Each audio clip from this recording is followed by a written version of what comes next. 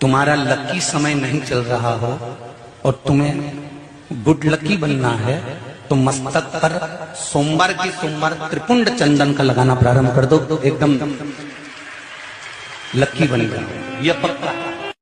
तुम मंदिर से आते समय तुम्हारी सगी बहन भी तुम्हारी कॉलोनी में रहती हो, सोसाइटी में रहती हो, पड़ोस में रहती हो, मंदिर जाते समय और मंदिर से आते समय किसी के यहां मत रुको। मंदिर से सीधे अपने घर, क्योंकि बाबा भोलेनाथ क्या झोली में भरकर उसकी रज हमारे कपड़ों में चिपक कर हम दूसरे के घर में चले जाते हैं तो वो रज उसके घर में पहुंच जाती है। वो रज हमारी अपने घर के अंदर। अपा मार्ग की बीच का तिलक। अपा मार्ग एक पौधा होता है। अपा मार्ग का जो पौधा होता है उसका जो बीज होता है, ये आपको आपके घर के आसपास में कहीं पर भी मिल जाएगा, ये हर कहीं लग जाता है।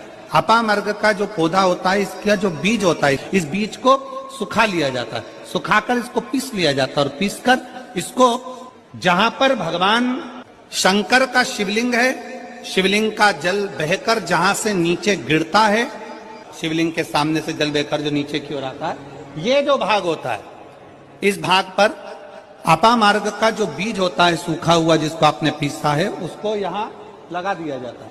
उसी को वापिस लेकर आया जाता है और उस बीज का जो चंदन होता है, जिसको अपन पानी में मिलाकर सिर पर लगाते हैं, कोई व्यक्ति आपका अगर धन लेकर चले गया, कोई व्यक्ति आपकी संपदा लेकर चले गया, दो शिवलिंग का प्रागट्य एक साथ हुआ है भारत की भूमि पर। जितने दुनिया के लोग सुन रहे हैं, भारत की भूमि पर देश विदेश में जितने लोग आस्था चैनल के माध्यम से सुन रहे हैं, सावधानी से सुनना, दो शिवलिंग का निर्माण एक साथ हुआ है भारत की भूमि पर।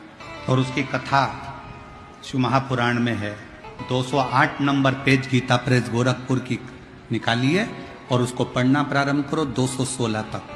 दो शिवलिंग का निर्माण एक साथ हुआ। पहले नंबर पर बिहार के सिंहेश्वर महादेव और दूसरे नंबर पर कुरुक्षेत्र के स्तंभेश्वर महादेव। दो शिवलिंग भारत की भूमि पर एक साथ प्रकट करे भगवान विष्णु ने। पहला